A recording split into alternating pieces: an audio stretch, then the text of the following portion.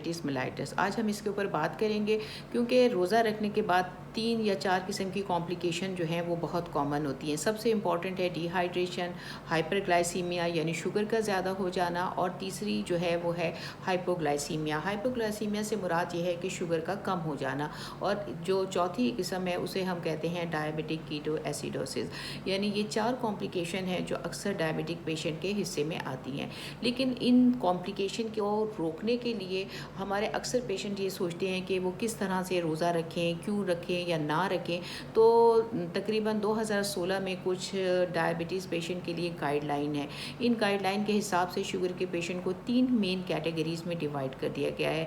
एक होती है रेड कैटेगरी। रेड कैटेगरी का मतलब ये होता है कि वो लोग जो कि हाई रिस्क पे हैं शुगर में, उसमें वो लोग आते हैं जैसे कि type 1 diabetes mellitus. Type 1 diabetes mellitus आप सब समझते हैं, ये टाइप 1 जो है जुवेनाइल, या फिर इसको हम इंसुलिन डिपेंडेंट कहते हैं, जो कि आपको बाय बर्थ होती है या फिर टीन एज में होती है। इसमें अगर जो पेशेंट इंसुलिन डिपेंडेंट, क्योंकि इनके पास और कोई चारा नहीं होता, इंसुलिन डिपेंडेंट पेशेंट कहलाते हैं। अगर ये पेशेंट इंसुलिन डिपेंडेंट पेशेंट है, या फिर वो प्रेग्नेंट लेडीज़ जिनकी शुगर कंट्रोल में नहीं है, या दूसरे पेशेंट जिनकी शुगर कंट्रोल में नहीं है और उन्हें अपने शुगर कंट्रोल करने के लिए ऑफ एंड ऑन जो है वो आपने मल्टीपल डोजेज़ जो है वो इंसुलिन के लेने पड़ते हैं, तो ऐसे लोग हाई रिस्क पे होते हैं। इसके अलावा एक और पेशेंट जो कि जैसे मैंने आपको बताया कि हाइपोग्लाइसीमिया यानी शुगर का कम हो जाना, अगर ऐसा कोई पेशेंट है या कोई ऐसे लोग हैं जिनका पिछले 3 महीने में एक जैसे मुस्तकिल जो है वो आपको लो शुगर के एपिसोड्स आए हों, यानी हाइपोग्लाइसीमिया में आप जा चुके हों, तो ऐसे पेशेंट जो हैं वो रेड जोन में आते हैं, और ऐसे पेशेंट को रेड कैटेगरी में रखा गया है। और ये पेशेंट रोज़ा रखें तो बहुत रिस्की होता है, और वो अपने डॉक्टर की मर्ज़ी के बगैर बिल्कुल रोज़ा ना रखें। दूसरी कैटेगरी जो आती है वो आती है येलो कैटेगरी। येलो कैटेगरी का मतलब होता है कि वो लोग जो मीडियम रिस्क पे होते हैं। अच्छा, मीडियम रिस्क पे होने वाले पेशेंट में अगर आप देखें तो वो पेशेंट्स हैं जैसे जिनको आपका शुगर, आपका कंट्रोल है उनका, और शुगर जो है वो आपकी डोज़ जो है वो ओरल डोज़ लेते हैं, यानी 2 गोलियां लेते हैं, सुबह और शाम कंट्रोल है उनका। इंसुलिन का डोज़ कंट्रोल है, 1 टाइम इंसुलिन लेते हैं या 2 टाइम लेते हैं, और उनकी शुगर कंट्रोल में है। तो ऐसे लोग हैं, और वो अपना डॉक्टर की मर्ज़ी के बगैर जो है वो भी रोज़ा ना रखें, अपना कंसल्ट करें और फिर वो रोज़ा रख सकते हैं, वो कम रिस्क पे हैं। और तीसरी कैटेगरी ग्रीन कैटेगरी होती है। ग्रीन कैटेगरी में वो लोग हैं जो लो रिस्क पे हैं।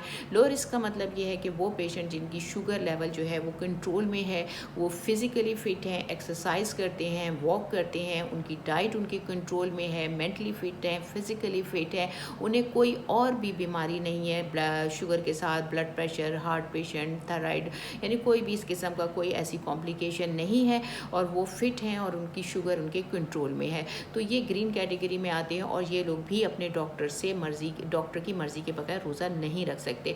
अच्छा, एक और इम्पॉर्टेंट चीज़ ये है कि अगर आप रोज़ा रखना चाहते हैं तो आप इसमें प्रैक्टिसिंग रोज़े रखें। प्रैक्टिसिंग रोज़ों का मतलब ये होता है कि रोज़ा रखने से पहले 1-2 महीने में आप हफ़्ते में 2 रोज़े रखें, 3 रोज़े रखें, तो आपको एक अंदाज़ा हो जाएगा कि रोज़ा रखने से आपको क्या प्रॉब्लम होती है, आपकी शुगर हाई होती है, लो होती है, क्या आपको प्रॉब्लम होता है। तो ये प्रैक्टिसिंग रोज़े आपने ज़रूर रखने हैं। इसके अलावा ड्यूरिंग रोज़ा अगर आपको ऐसा फ़ील हो रहा है कि आपकी तबीयत ख़राब हो गई, अगर आपकी शुगर 70 mg डेसीलीटर से कम है, तो या फिर 300 से ज़्यादा हो जाती है, तो इसका मतलब ये है कि आप उस वक़्त बहुत ज़्यादा रिस्क पे हैं। आपने फ़ौरन कंसल्ट करना है, आपने अपने डॉक्टर से कंसल्ट करना है, या खुद अगर आप मैनेज कर सकते हैं तो आपको रोज़ा खोलना पड़ेगा, या व्हाटएवर जो आप समझते हैं। तो ये कुछ छोटी सी गाइडलाइन है रोज़े के हिसाब से, आप लोग इसको फॉलो करें और इंशाल्लाह ताला आपका रमज़ान बहुत अच्छे से गुजर सकता है। जज़ाकल्लाह। डॉक्टर शबाना नाज़, न्यूरोमस्कुलर स्पेशलिस्ट।